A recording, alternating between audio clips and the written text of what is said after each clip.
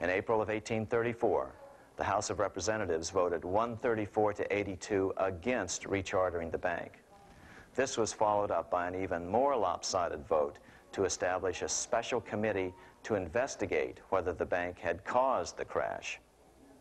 When the investigating committee arrived at the bank's door in Philadelphia, armed with a subpoena to examine the books, Biddle refused to give them up, nor would he allow inspection of correspondence with congressmen relating to their personal loans and advances he'd made to them.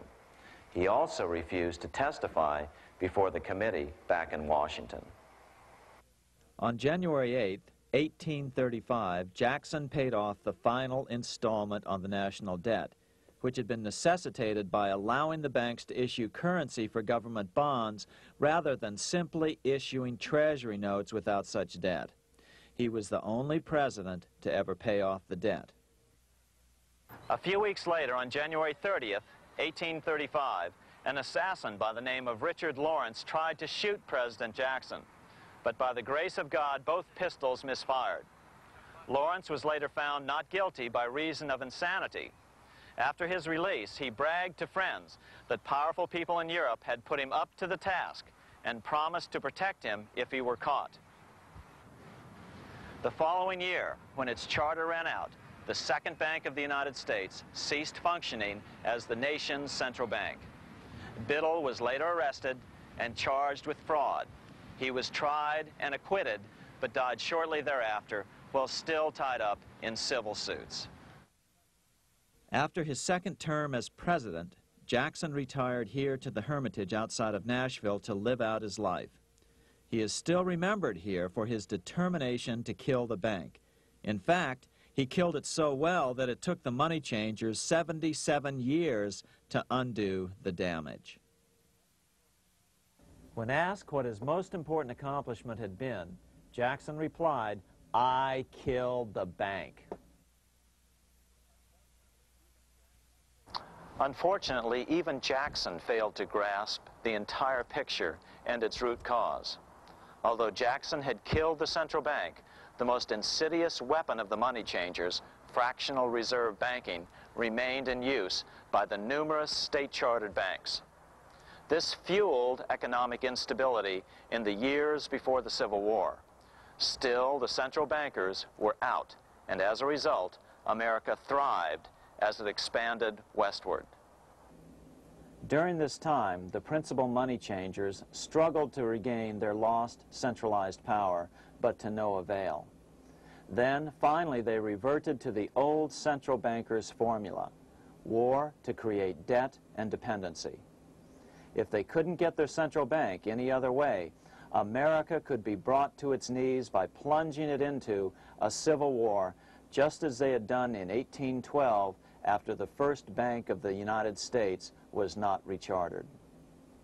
1 month after the inauguration of Abraham Lincoln, the first shots of the American Civil War were fired here at Fort Sumter, South Carolina, on April 12, 1861. Certainly slavery was a cause for the Civil War, but not the primary cause. Lincoln knew that the economy of the South depended upon slavery, and so before the Civil War, he had no intention of eliminating it. Lincoln had put it this way in his inaugural address only 1 month earlier. I have no purpose, directly or indirectly, to interfere with the institution of slavery in the states where it now exists. I believe I have no lawful right to do so, and I have no inclination to do so. Even after the first shots were fired here at Fort Sumter, Lincoln continued to insist that the Civil War was not about the issue of slavery. My paramount objective is to save the Union, and it is not either to save or destroy slavery. If I could save the Union without freeing any slave, I would do it. So what was the Civil War all about? There were many factors at play. Northern industrialists had used protective tariffs to prevent the southern states from buying cheaper European goods. Europe retaliated by stopping cotton imports from the South. the southern states were in a double financial bind. They were forced to pay more for most of the necessities of life while their income from cotton exports plummeted. The South was angry. But there were other factors at work. The money changers were still stung by America's withdrawal from their control 25 years earlier. Since then, America's wildcat economy had made the nation rich, a bad example for the rest of the world. The central bankers now saw an opportunity to split the rich new nation, to divide and conquer by war. Was this just some sort of wild conspiracy theory at the time? Well, let's take a look at what a well-placed observer of the scene had to say at the time. His name was Otto von Bismarck, Chancellor of Germany, the man who united the German states a few years later. The division of the United States into federations of equal force was decided long before the Civil War by the high financial powers of Europe. These bankers were afraid that the United States, if they remained as one bloc and as one nation, would attain economic and financial independence which would upset their financial domination over the world. Within months after the first shots here at Fort Sumter, the central bankers loaned Napoleon III of France, the nephew of the Waterloo Napoleon, 210 million francs to seize Mexico and station troops along the southern border of the U.S., taking advantage of their war to violate the Monroe Doctrine and return Mexico to colonial rule. No matter what the outcome of the Civil War, a weakened America, heavily indebted to the money changers, would open up Central and South America once again to European colonization and domination. The very thing America's Monroe Doctrine had forbade in 1823. At the same time, Great Britain moved 11,000 troops into Canada and positioned them menacingly along America's northern border. The British fleet went to war alert should their quick intervention be called for. Lincoln knew he was in a double bind.